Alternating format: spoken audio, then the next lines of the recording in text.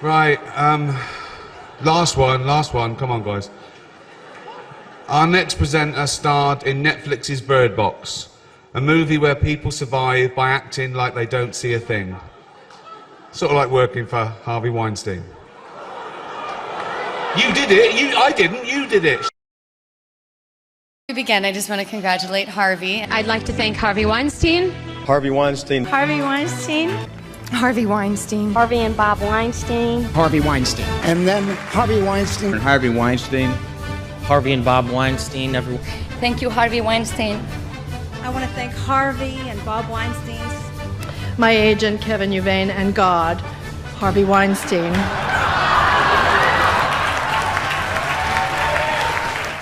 I love this next presenter. He's so cool. He's the star of Iron Man, Two Girls and a Guy, Wonder Boys. Sorry, these porn films. What? Kiss Kiss Bang Bang.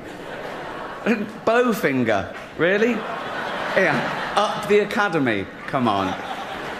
He has done all those films, but many of you in this room probably know him best from such facilities as the Betty Ford Clinic and Los Angeles County Jail. Please welcome Robert Downey Jr.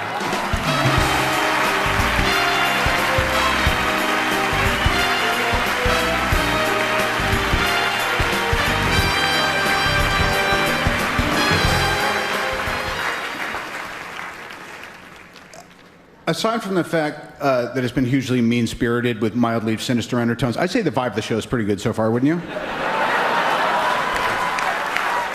The world got to see James Corden as a fat pussy.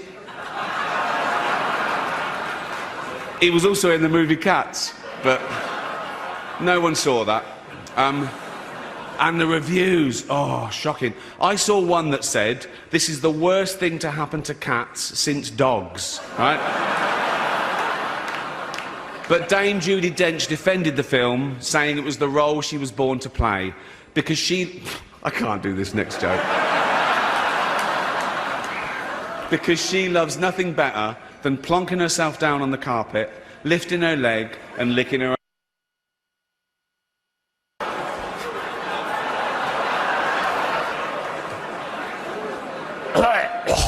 Furball. She's old school. It's the last time, who cares? But as I say, I'm going to be nice tonight. I've changed. Not as much as Bruce Jenner, obviously. Now Caitlyn Jenner, of course. What a year she's had. She became a role model for trans people everywhere, showing great bravery in breaking down barriers and destroying stereotypes. She didn't do a lot for women drivers, but... I've changed. Not as much as Bruce Jenner, obviously. Now Caitlyn Jenner, of course. What a year she's had. She became a role model for trans people everywhere, showing great bravery in breaking down barriers and destroying stereotypes. She didn't do a lot for women drivers, but... You can't have everything, can you? Also not nominated, I Love You, Philip Morris, Jim Carrey and Ewan McGregor, two heterosexual actors pretending to be gay. So the complete opposite of some famous Scientologists, then. What? Probably. Our next presenter is the star of the hilarious comedy The Martian.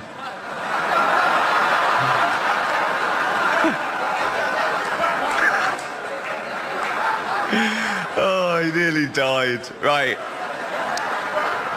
He's also the only person who Ben Affleck hasn't been unfaithful to. Please welcome Matt Damon.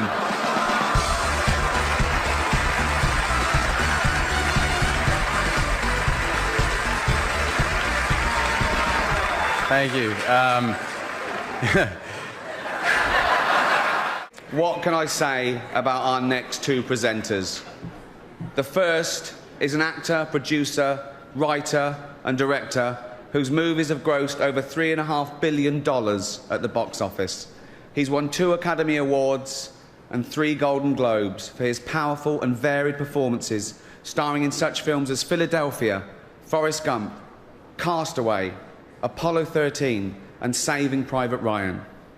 The other is Tim Allen.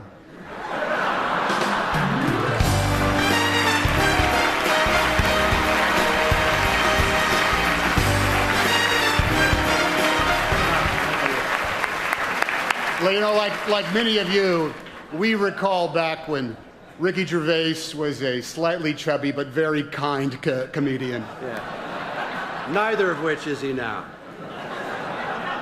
It is an honour to be here in a room full of what I consider to be the most important people on the planet. Actors. They're just better than ordinary people, aren't they? We all know that. Imagine a world without actors. Oh, God, it doesn't bear thinking about it. Imagine if they ever went on strike. Oh, what would we do? You couldn't replace them. You couldn't replace them with any other profession, lawyers or doctors. Can you imagine a real surgeon doing what Hugh Laurie does in-house? It would be pathetic. He'd be all over the place. We're going, oh, where do I stand? How's my American accent? What's my lines? You know, Hugh, with the aid of coaches and stuff, can eventually learn his lines while saving lives. He's a genius. How could you replace Kiefer Sutherland in 24? I'd love to see a real anti-terrorist agent try and defuse a bomb in a busy train station in 1 hour. Some of those scenes, by the way, where Kiefer grabs someone and beats them to a pulp, they weren't even in the script.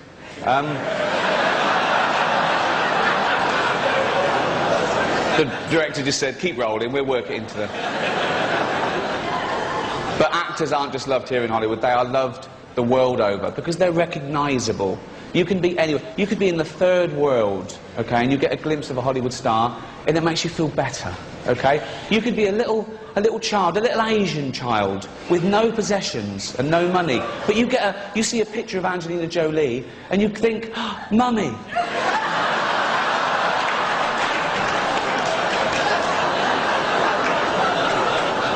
Oh, thank you. Let's get on with it before NBC replaced me with Jay Leno.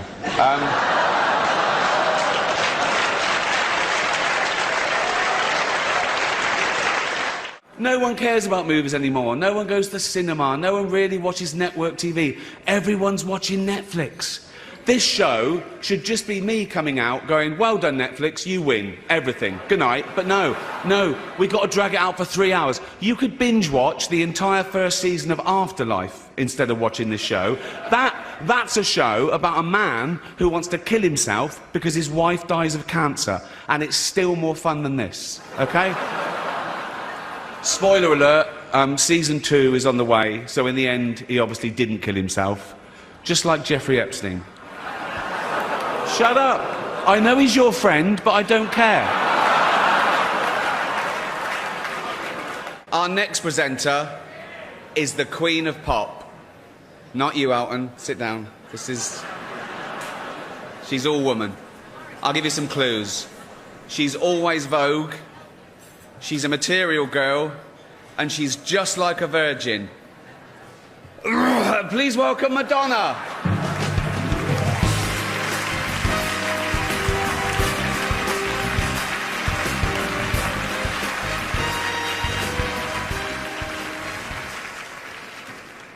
If I'm still just like a virgin, Ricky, then why don't you come over here and do something about it?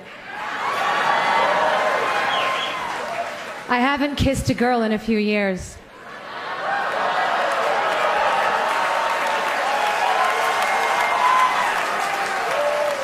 On TV. Don't be so shy, just tell me what you like. All day, all night, I'll keep you satisfied. Come to my place, strip down and take a shot. All day, all night, I'll keep you satisfied. Apple roared into the TV game with a morning show. A superb drama, yeah. A superb drama about the importance of dignity and doing the right thing, made by a company that runs sweatshops in China. So, well, you say you're woke, but the companies you work for, I mean, unbelievable. Apple, Amazon, Disney. If ISIS started a streaming service, you'd call your agent, wouldn't you? So, if you do win an award tonight, don't use it as a platform to make a political speech, right? You're in no position to lecture the public about anything. You know nothing about the real world. Most of you spent less time in school than Greta Thunberg. So, if you win, right, come up, accept your little award, thank your agent and your God, and... So... It's already 3 hours long. There were a lot of big films that didn't get nominated this year. Nothing for Sex and the City 2. No, I was sure the Golden Globe for special effects would go to the team that airbrushed that poster. Well, the excellent Spotlight has been nominated. Yeah. The Catholic Church are furious about the film as it exposes the fact that 5% of all their priests have repeatedly molested children and been allowed to continue to work without punishment. Roman Polanski called it the best date movie ever. The Irishman was amazing. It was amazing. Look, it was. It was great. Long, but amazing. It wasn't the only epic movie. Once Upon a Time in Hollywood, nearly 3 hours long. Leonardo DiCaprio attended the premiere, and by the end, his date was too old for him. So...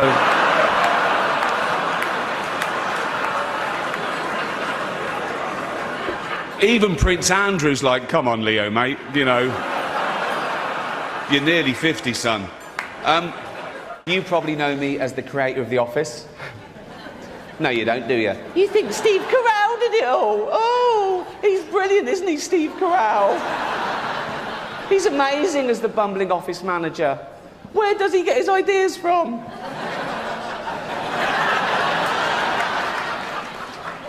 Let's pay him hundreds of millions of dollars and put him in every movie. If you can't be bothered to go to the cinema to see Steve in action, then just watch him every Thursday here on NBC.